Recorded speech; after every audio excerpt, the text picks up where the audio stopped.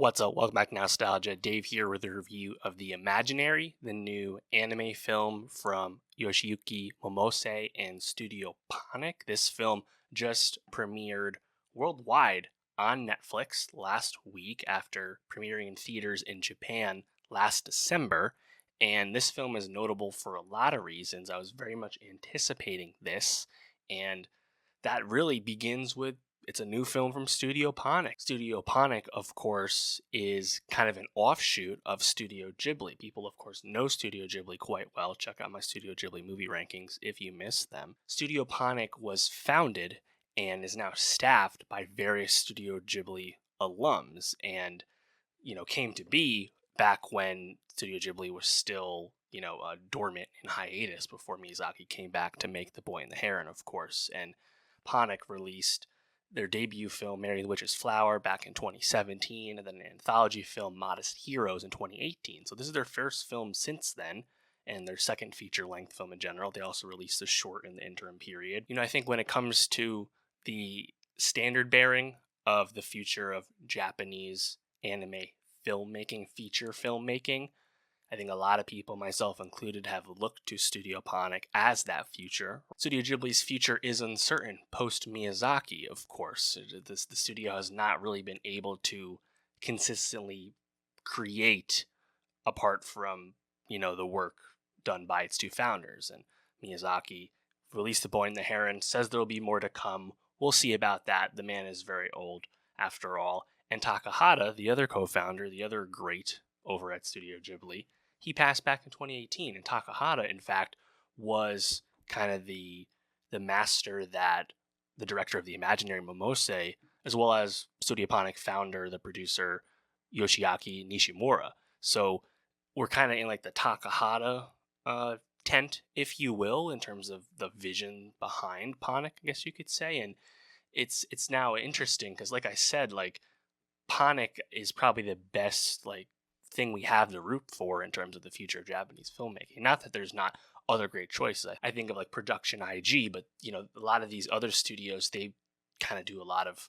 contract work and they make TV and they do all kinds of things. So, it's not like all or nothing, but I think Studio Ponoc, whether fairly or not, is kind of being bestowed with some kind of mantle. I do think it's promising that Studio Ponoc and Netflix have now agreed to a global streaming rights deal, not just for The Imaginary, but for future projects as well. So we know that there will be distribution for these films worldwide going forward.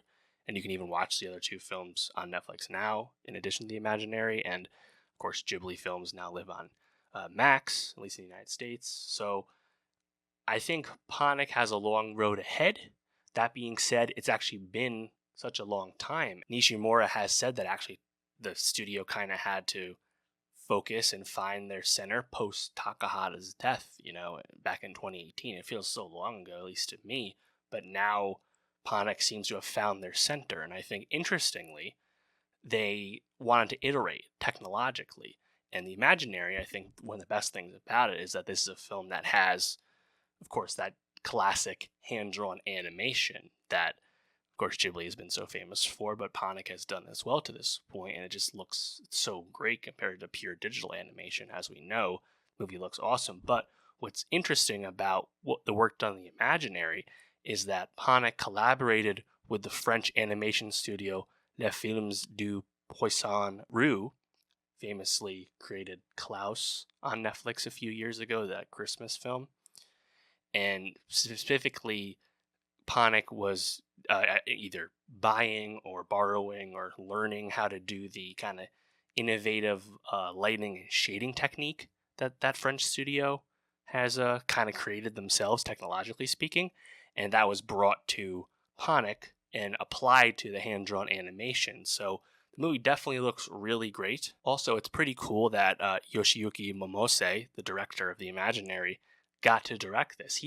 I actually was pretty unfamiliar with his work. He's 70 years old. He's a longtime Ghibli animator and storyboarder, but he never actually got to direct a feature at Ghibli himself. This is his first time directing a feature. Now at Ponoc, he did direct one of the Modest Heroes, anthology shorts. All that table setting aside, what do I actually think of The Imaginary, the film, which is based off a 2014 British children's novel? I gotta say, The Imaginary is a bit of a disappointment to me. A lot of hype and a lot of expectation has been laid at Studio Ponoc, and this film coming over 6 years since their last film, even longer since their last feature film. The expectations were high, and I think ultimately The Imaginary comes off as a bit derivative of past work in terms of animated children's films. There's a lot of expository dialogue. There's also kind of a lack of stakes in terms of this framing of this world of imaginary friends that unfortunately also invokes John Krasinski's recent film If. The film goes to so many locations, because it's all imagined, it's all in the mind, and I guess in a sense it's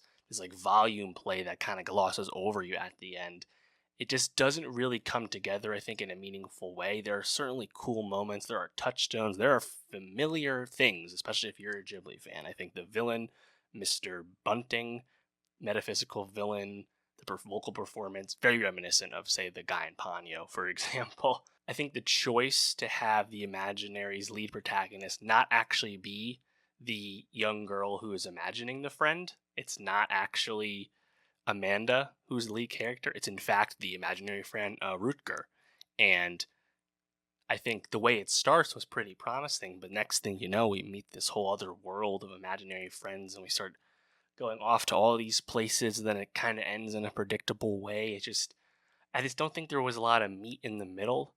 And like I said, there's just a lot of exposition, and it's all kind of like nonsensical exposition because it's just about like the made up rules of how the imaginary friends get to exist when their child starts to grow up and forget them, which is kind of the core conflict, so to speak. So I thought Zinzin the cat was kind of cool visually. I think Mr. Bunting, like I said, pretty effective as a villain as far as he could be. And then his imaginary friend, this kind of dark imaginary girl, very much invoking a horror movie. I thought she was pretty creepy, pretty good presence with that.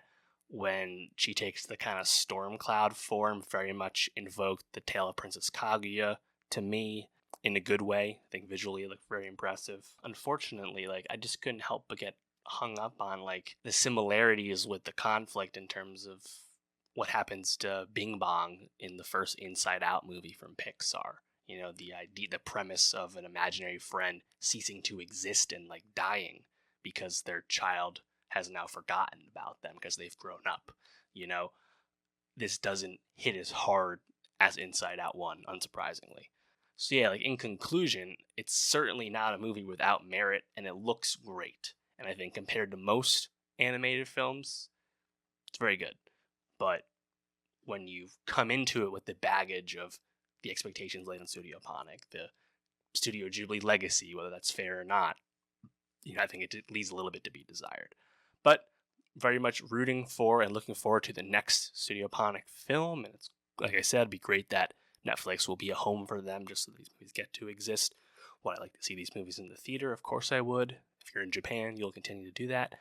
But that's The Imaginary. Let me know. Did you like the movie more than me? Were you hung up on some of the things I was hung up on? Somewhere in the middle? Let me know.